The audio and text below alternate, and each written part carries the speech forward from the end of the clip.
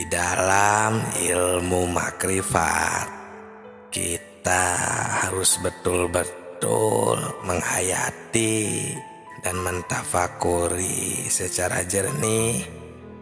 Karena jika kita benar-benar menghayati secara jernih, kita akan merasakan terkejut yang luar biasa.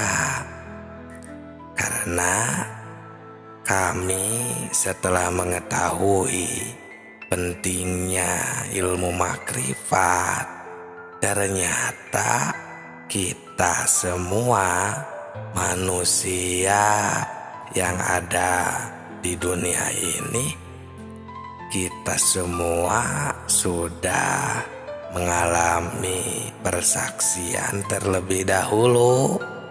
Sudah makrifat semuanya terlebih dahulu. Cuman sekarang kita kebanyakan lupa lagi terhadap persaksian tersebut. Persaksian kepada Allah, sehingga kita tidak tahu dan lupa lagi, tidak mengenal atau jauh dari Allah Subhanahu wa Ta'ala. Sahabatku, sahabat tilawah yang kami hormati, ini pentingnya ilmu makrifat. Ini ada di surat ke-7 Al-A'raf ayat 172. Allah telah berfirman yang berbunyi Bismillahirrahmanirrahim, wa id akhadha rabbuka min bani Adam min dzurriyyahim dzurriyyatahum wa asyhadahum ala anfusihim alastu birabbikum qalu bala syahidna an taqulu yaumal qiyamah inna kunna an hadza ghafilin. Yang artinya, ingatlah ketika Tuhanmu mengeluarkan anak Adam, menciptakan anak Adam dari sulbi. Mereka mengambil kesaksian terhadap jiwa mereka. Seraya Tuhan berfirman, bukankah aku Tuhanmu? Mereka menjawab, ya betul, kami menjadi saksi, syahidna, supaya kamu nanti pada hari kiamat tidak mengatakan sesungguhnya kami orang yang lalai, tidak diberi peringatan tentang hal ini. Nah, ini sahabatku, sahabat tilawah semesta semuanya. Di dalam ayat ini, jika betul-betul dihayati, ditafakuri secara jernih, tentu kita akan merasakan terkejut dengan ayat ini. Karena ini ayat menggugah hati kita. Di dalam ayat ini Allah memberitahu kepada segenap manusia yang ada di dunia ini, sebagaimana firman Allah, manusia yang ada di dunia ini ternyata semuanya sudah dipersaksikan terlebih dahulu kepada Allah sebelum manusia lahir ke bumi ini. Hadirin sahabatku semuanya, dipersaksikannya ini waktu di alam rahim ibunya. Nah, ini ada di hadis Bukhari di dalam bab kejadian makhluk halaman 733 ayat 9. Rasulullah Shallallahu Alaihi Wasallam telah menerangkan dipersaksikannya di alam arwah di waktu kandungan berumur 4 bulan di dalam kandungan ibunya. Nah, ini makanya suka ada yang mengadakan adat atau acara dengan nama acaranya itu sudah menjadi kebiasaan leluhur, bahkan sampai sekarang masih banyak yang memperingatinya, yakni acara 4 bulanan. Nah, ini asal muasalnya atau sejarahnya karena ketika 4 bulan itu adalah diturunkannya ruh sesudah dipersaksikan kepada Allah. Setelah ruh mengalami persaksian, setelah ruh makrifat semuanya masuk ke alam rahim di waktu 4 bulan tersebut. Nah, ini sebelum 4 bulan pun ruh di dalam cabang bayi atau di alam rahim itu sebenarnya sudah ada. Makanya dari 1 bulan, 2 bulan itu cabang bayi tumbuh. Nah, itu sudah ada ruh, cuman bukan ruh yang suci ini, bukan ruh kita yang sejati ini, atau ruh yang dipersaksikan ini. Karena ruh yang dipersaksikan ini adalah ruh kita yang sejati, yang dinamakan ruh kudsi, yang nanti akan dicabut kembali atau istilahnya dicabut nyawa, yang akan meninggalkan jasadnya kembali.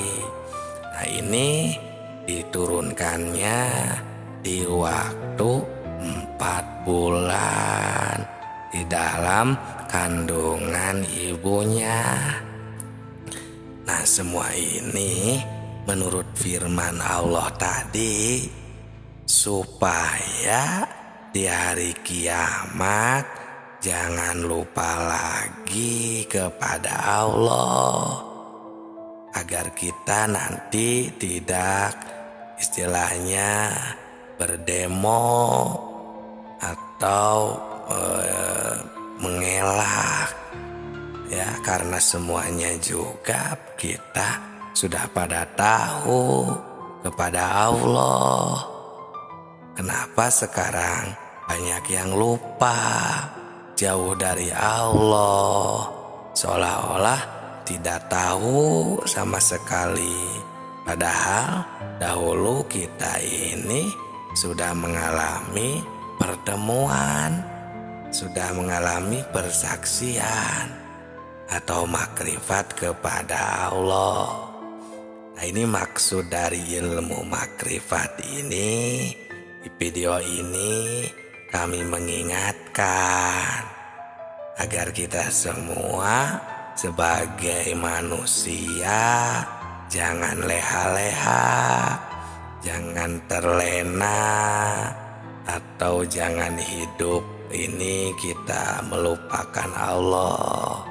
Karena kita diamat-amati dan kita ini dipantau oleh Allah Subhanahu wa Ta'ala supaya jangan lupa lagi kepadanya, kepada Allah Subhanahu wa Ta'ala, Sang Pencipta alam semesta ini.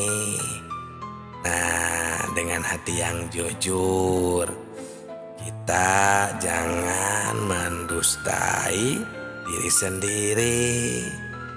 Ini dari Imam Ghazali. Beliau berkata, istafti kolbaka, sampai 3 kali. Istafti kolbaka, istafti kolbaka, istafti kolbaka. Wa in aftauka, yang artinya tanyalah hatimu, tanyalah dan tanyalah hatimu, walaupun orang lain memberi fatwa. Nah, di sini sahabatku, sahabat tilawah semuanya, kita harus jeli untuk mentafakuri ilmiah, ilmu, dalil, ayat-ayat, hadis, keterangan yang bersangkutan dengan perasaan, khususnya ilmu makrifat yang ada di dalam hati. Ayat ini atau yang kita bahas tadi ini akan memberi perangsang pada kita masing-masing, supaya hati kita jangan ketiduran, jangan terlena melupakan Allah dengan kegiatan, dengan kehidupan. Itu sahabatku, harusnya kita ini ada keseimbangan. Walaupun kita sedang mengalami kehidupan, sedang berkegiatan sehari-hari, kegiatan ibadah, kegiatan di luar ibadah. Nah, kita ini harusnya selalu ingat juga, atau sambil ingat kepada Allah. Emang bisa, karena emang harusnya seperti itu. Oleh nafsu, oleh syaitan itu, kita sering diterlenakan ketika kita berkegiatan atau melihat sesuatu, mendengar sesuatu, agar kita lupa pada Allah, yang padahal kita ini bisa sambil mengerjakan, melihat, berkegiatan, mendengar, apapun itu, kita bisa sambil mengingat Tuhan, mengingat Allah Subhanahu wa Ta'ala. Contohnya nih ya, seperti kita sedang berkegiatan, bekerja di luar ibadah contohnya, maupun sedang beribadah, boleh samakan saja semua kegiatan dengan contoh seperti ini. Kita contoh sedang bergerak, menggerakkan tangan contohnya. Nah, sebenarnya tangan ini tidak bisa bergerak kalau kita tidak ditakdirkan oleh Allah, karena Allah Subhanahu wa Ta'ala yang telah menakdirkannya. Buktinya, jika Allah tidak berkehendak, maka semuanya tidak akan bisa bergerak. Seperti maaf, contohnya orang yang mempunyai penyakit tidak bisa bergerak, seperti stroke contohnya. Nah, itu kan ciri pertanda bahwa gerak itu kita tidak bisa berkehendak. Jadi tangan ini ya tidak bisa menciptakan gerakan, maupun gerakan tersebut tidak bisa menciptakan tangan. Tapi Allah yang menciptakan tangan, dan Allah yang menakdirkan bergerak kepada tangan. Nah, timbul ya Qadir, Zat yang menakdirkan. Qadir ini kan talajumnya atau identiknya dengan sifat kudrot, sifat ma'ani, salah satu dari sifat yang 20. Nah, sifat ini adalah sifat ma'ani yang tidak akan berpisah dengan zatnya. Nah, seperti itu. Jadi kita bisa mengingat Allah dalam kegiatan atau semua kegiatan kita sehari-hari. kegiatan ibadah maupun kegiatan di luar ibadah. Karena Allah itu selalu bersama kita. Kita bisa selalu bertemu dengan Allah. Wa huwa ma'akum aina ma kuntum wa nahnu aqrabu ilaihi min hablil warid.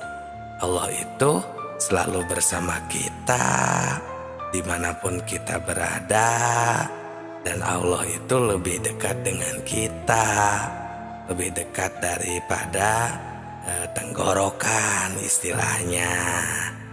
Nah, ini agar kita tidak terlena dengan apa yang ada di dunia ini, lupa pada tugas hidup kita selaku hamba Allah yang tidak boleh dilupakan.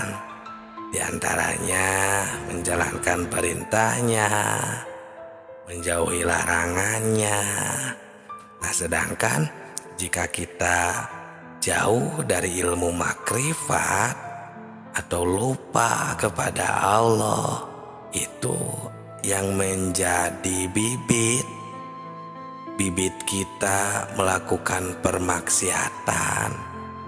Karena jika kita ingat, sadar kepada Allah, kita tidak akan berani melakukan kesalahan atau menjauhi larangannya.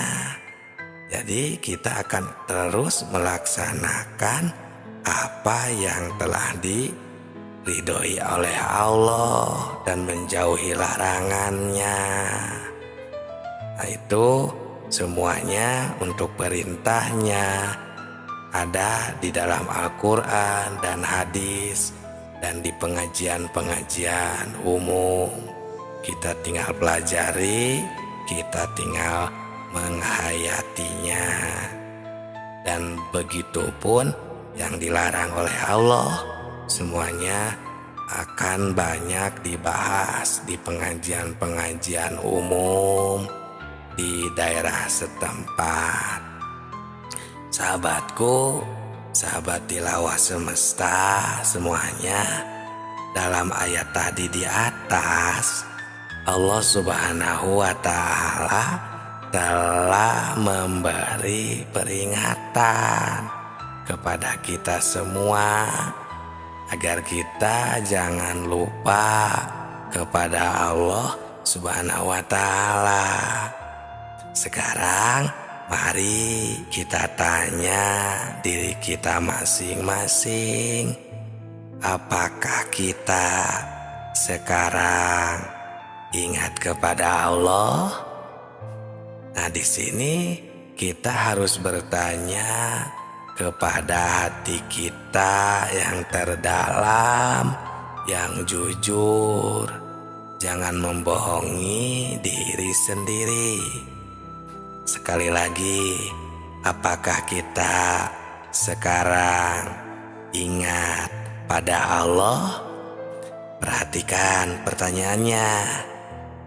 Di sini bukan ditanya ingat pada namanya, kepada nama Tuhan, tapi di sini ditanya ingat kepada Tuhannya, kepada Allahnya. Apakah kita sekarang ingat kepada Allah? Nah, ingat kepada Allahnya yang diberi nama Allah, yang diberi nama Tuhan. Ya, kenapa pertanyaannya seperti ini? Nah, karena banyak sekali orang yang cuma ingat itu kepada namanya saja, bukan ingat kepada Allahnya. Nah, untuk menjawab pertanyaan ini, pertama kita harus memakai pikiran yang mendalam. Kedua, harus fakum bidzawahir, memakai hukum sesuai dengan dalil, hukum-hukum dohir, atau istilah lainnya harus masuk akal, logika. Dan yang ketiga, harus memakai hati yang jujur. Nah, baru pertanyaan ini bisa dijawab dengan sempurna. Tapi kalau dijawab dengan hati yang bainahum atau yang standarnya hati-hati manusia, maksudnya yang biasanya, yang ya sebagaimana biasanya lah gitu ya, yang penuh kedengkian misalnya, atau istilahnya yang ingin benar, yang tidak selalu puas, ya, bukan hati yang bersih, yang jernih maksudnya.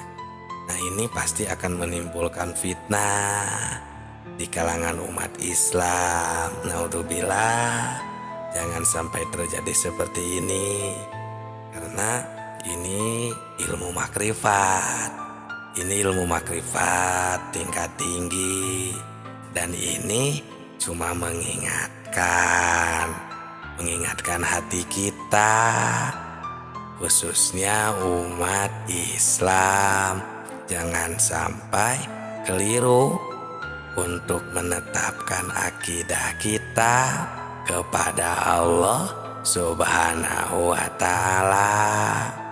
Karena ayat tadi di atas itu, Allah terus memantau dengan sifat ilmunya Allah, maha tahunya Allah, mengamat-ngamati jangan sampai kita ini lupa kepadanya. Di dunia ini, apakah kita sedang lupa, sedang beribadah, selalu mengingatnya, atau terus melupakannya, sehingga kita terus melakukan permaksiatan dan lain sebagainya. Nah, sahabatku, sahabat tilawah semesta semuanya, banyak sekali sebenarnya ayat-ayat yang menyuruh kita jangan sampai lupa kepada Allah Subhanahu wa Ta'ala. Seperti di dalam surat ke-33 ayat 41, Allah memberi perintah, ya ayyuhalladzina amanu dzkurullah dzikran katsira. Hai orang-orang yang beriman, ingatlah kepada Allah dengan sebanyak-banyaknya ingat. Seperti itu.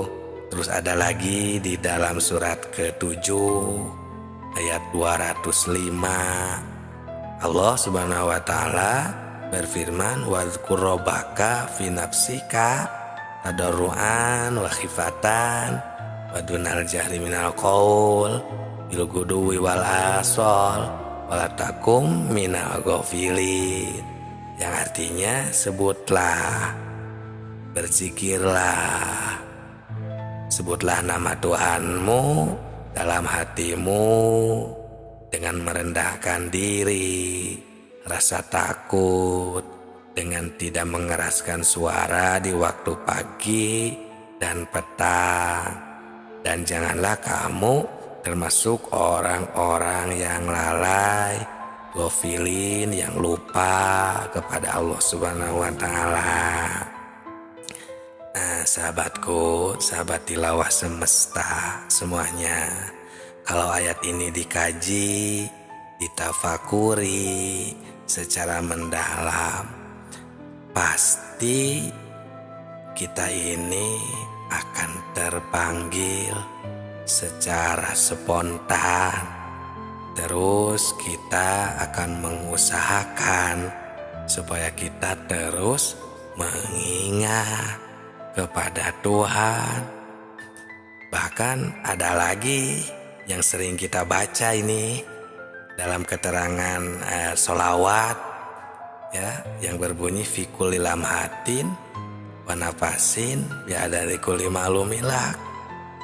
Itu di ujung sholawat nariyah, ya, keterangan yang mengingatkan kita ini harus ingat terus kepada Allah itu sebimbilangan nafas dan kedipan mata.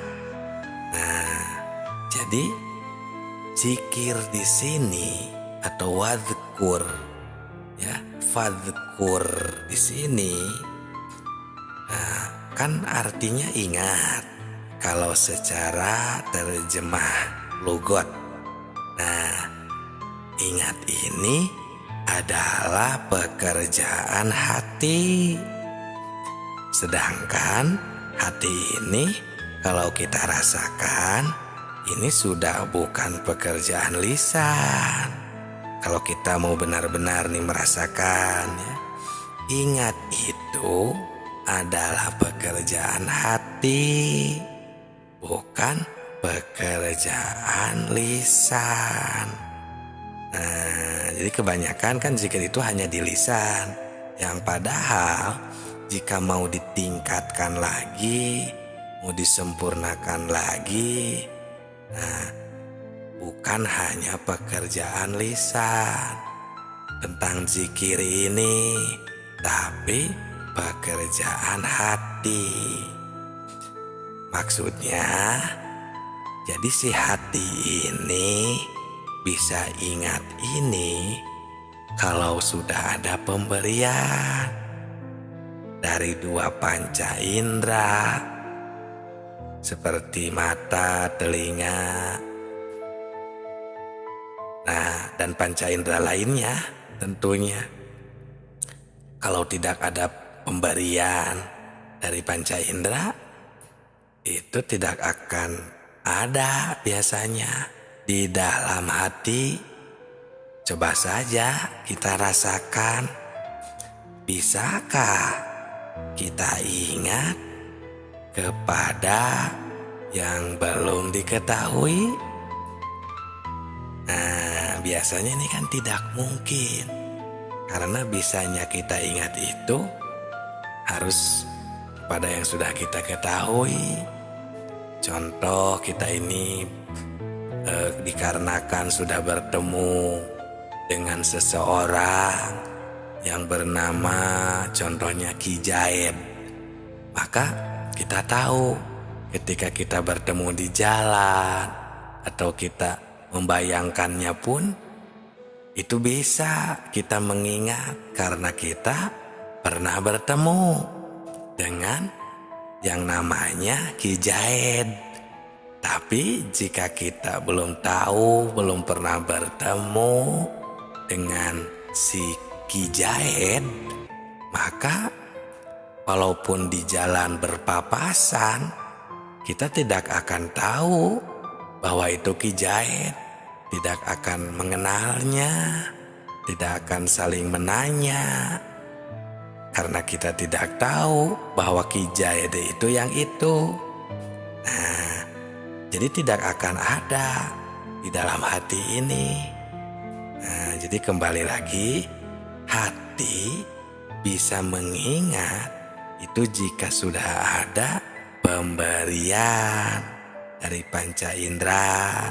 Tapi awas, hati-hati menafsirkan panca indera di sini, pendengaran, penglihatan di sini, bukan pendengaran yang johir atau su'aul basiro. Itu su'aul basiro adalah pandangan dan penglihatan yang johir, seperti dari dua mata kepala ini yang ada di kepala, seperti telinga ini yang ada di kepala, bukan. Ya, dari penafsirannya jangan salah juga. Ini adalah penglihatan atau pendengaran ainul basiroh dan hakul basiroh. Bagaimana untuk menjabarkannya, menjelaskannya maksudnya? Di video selanjutnya kita akan bahas, kita akan pahami bersama. Salam tilawah semesta.